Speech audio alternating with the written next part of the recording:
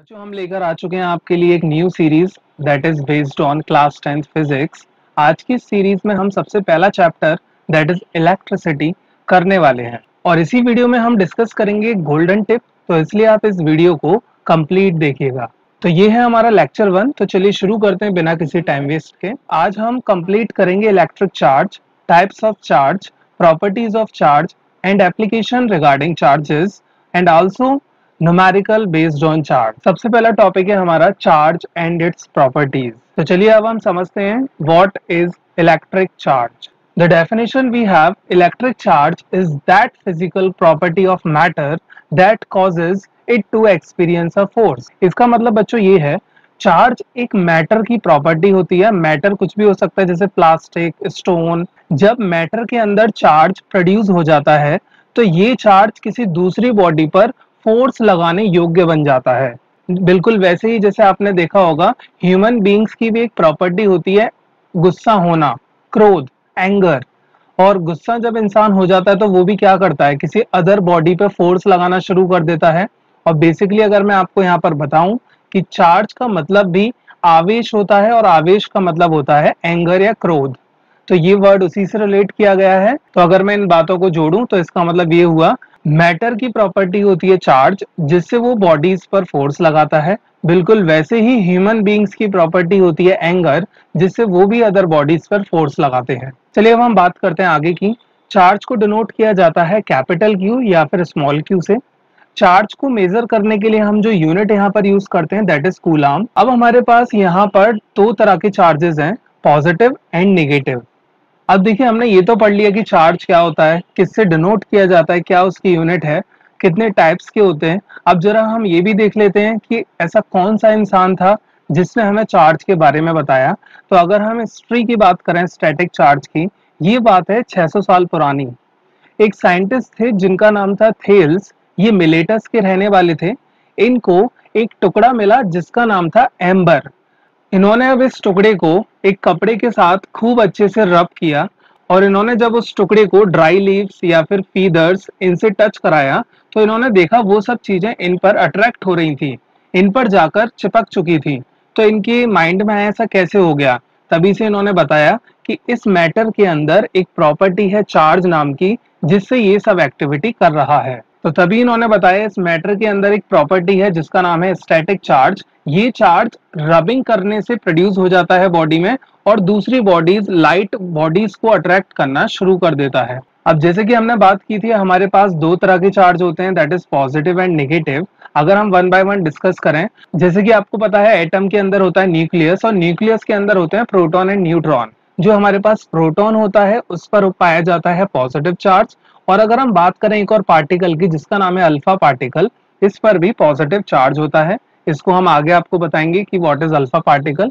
अगर हम मैग्नीट्यूड की बात करें कि पॉजिटिव चार्ज पर कितना मैग्नीट्यूड होता है, तो पॉजिटिव चार्ज पर मैग्नीट्यूड होता है 1.6 इंटू 10⁻⁻19 कूलाम। ये चार्ज की वैल्यू होती है प्रोटॉन पर। अगर हम बात करें नेगेटिव चार्ज की, तो नेगेटिव चार्ज पाया जाता है इलेक्ट्रॉन्स पर जो कि न्यूक्लियस के चारों तरफ घूमते हैं और इनका भी मैग्नीट्यूड बिल्कुल उतना ही होता है जितना पॉजिटिव चार्ज का होता है, बट निगेटिव अमाउंट में। अब आप ये सोच रहे होंगे ये जो वैल्यूज हैं 1.6 इंटू 10⁻⁻19, ये वैल्यू आई कहाँ से। तो एक एक्सपेरिमेंट हुआ था जिसका नाम था मिलिकन ऑयल ड्रॉप एक्सपेरिमेंट। इस एक्सपेरिमेंट से हमको ये वैल्यूज पता लगे। तो ये आप अपनी हायर स्टडीज में पढ़ेंगे। अभी सिर्फ इतना जान लीजिए कि कौन सा एक्सपेरिमेंट था जिससे ये वैल्यूज सामने आई। अब हम आ जाते हैं अपने नेक्स्ट कंसेप्ट पर that is types of charged bodies. अब देखिए आपको मैंने जैसे कि अभी बताया, अगर आप किसी बॉडी को चार्ज करना चाहते हैं ना तो रबिंग एक प्रोसेस है। वैसे और भी मेथड्स होते हैं, you will study in your higher classes, पर एक मेथड मैं अभी आपको बता देता हूं दैट इज रबिंग प्रोसेस और we can say it frictional method. इस मेथड में क्या होता है, जब आप बॉडी को रब करते हैं ना तो उसमें चार्जेस जनरेट हो जाते हैं। अब जनरेट होने के बाद बॉडीज बन कैसे जाती हैं, देखिए या तो बॉडी बन सकती है पॉजिटिवली चार्ज, पूरी तरह से पॉजिटिव यानी मेजोरिटी में उसमें कौन होंगे, पॉजिटिव यानी प्रोटॉन्स। या फिर बॉडी बन सकती है कंप्लीट तरीके से नेगेटिवली चार्ज, हम या फिर हम कह सकते हैं मेजोरिटी में इसमें होंगे नेगेटिव और माइनॉरिटी में होंगे इसमें पॉजिटिव। और या फिर बॉडी न्यूट्रल हो सकती है। न्यूट्रल का मतलब होता है कि बॉडी के अंदर इक्वल अमाउंट में पॉजिटिव है और इक्वल अमाउंट में नेगेटिव भी। अब देखिए बात आती है कि सर चार्ज हमने पढ़ लिया, रबिंग प्रोसेस से जनरेट हो गया, अब वाकई में क्या ये एग्जिस्ट कर रहा है हमारी डेली लाइफ में?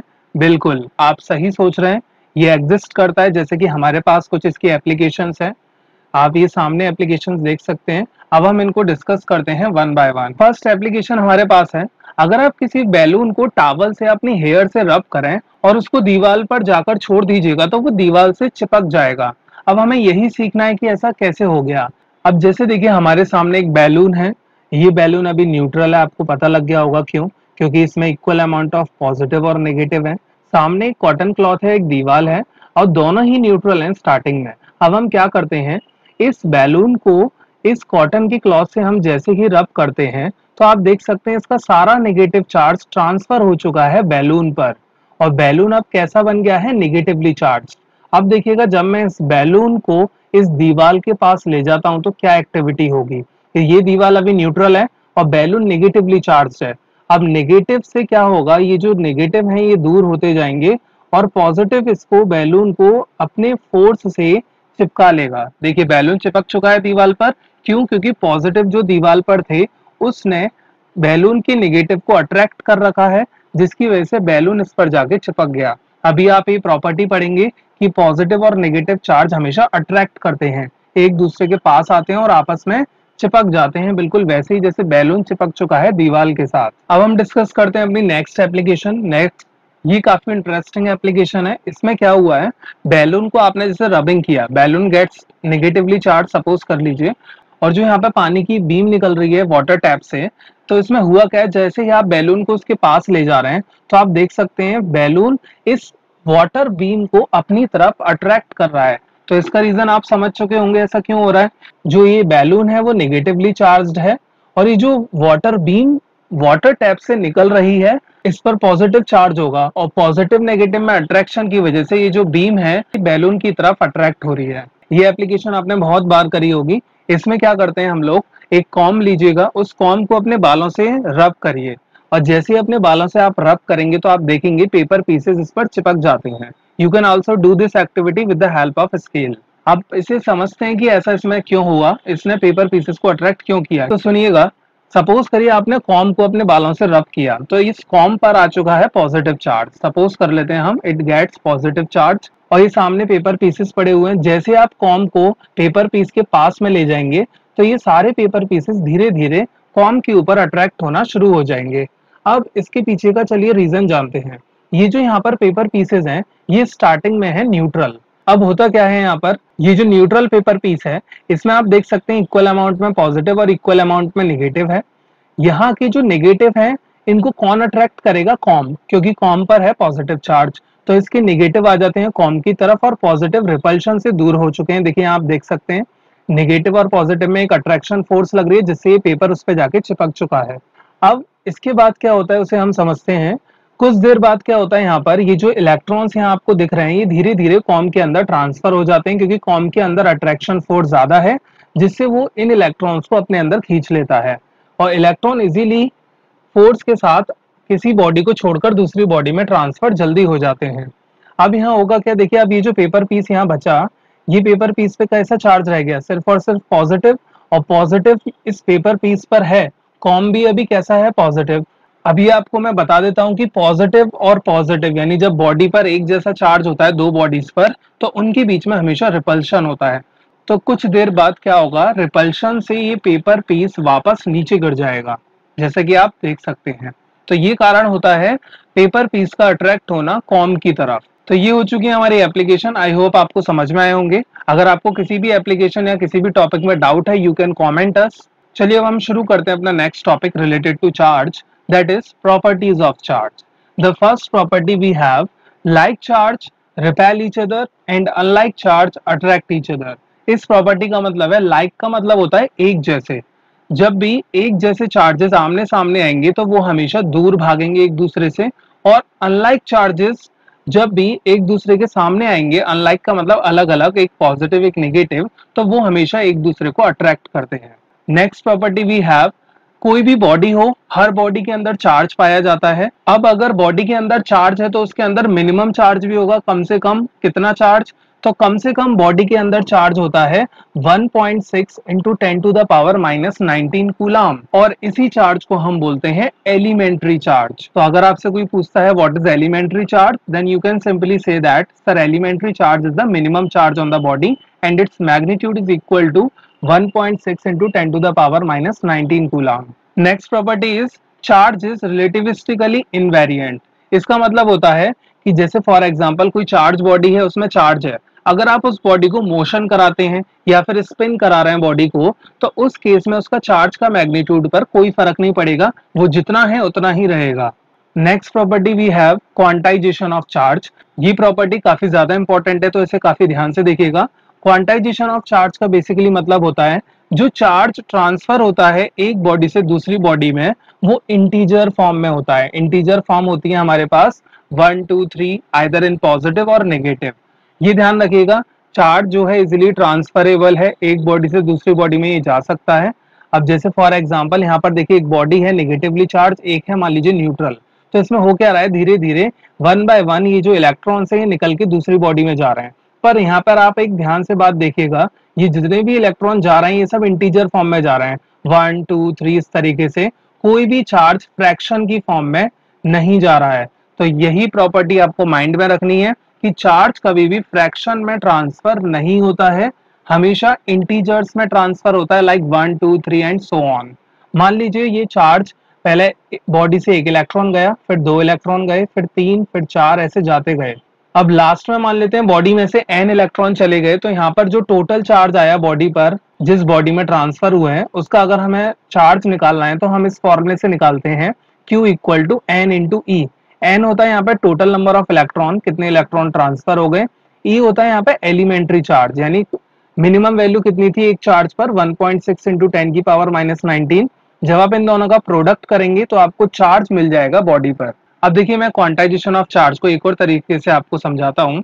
जैसे फॉर एग्जांपल हमारे पास यहाँ 2 क्लासरूम है और एक क्लासरूम में बच्चे बैठे हुए हैं। अब मुझे क्या करना है, इन बच्चों को दूसरे क्लासरूम में शिफ्ट करना है। तो अब हम क्या करेंगे, 1 बाय 1 एक एक करके स्टूडेंट को भेजेंगे। तो यहाँ पर जितने भी स्टूडेंट क्लासरूम नंबर 2 में जा रहे हैं वो सब इंटीजर्स फॉर्म में जा रहे हैं। ऐसा तो है नहीं कि कभी स्टूडेंट का सिर चला गया फिर पैर जा रहे हैं, यानी स्टूडेंट कभी फ्रैक्शन में ट्रांसफर नहीं होगा।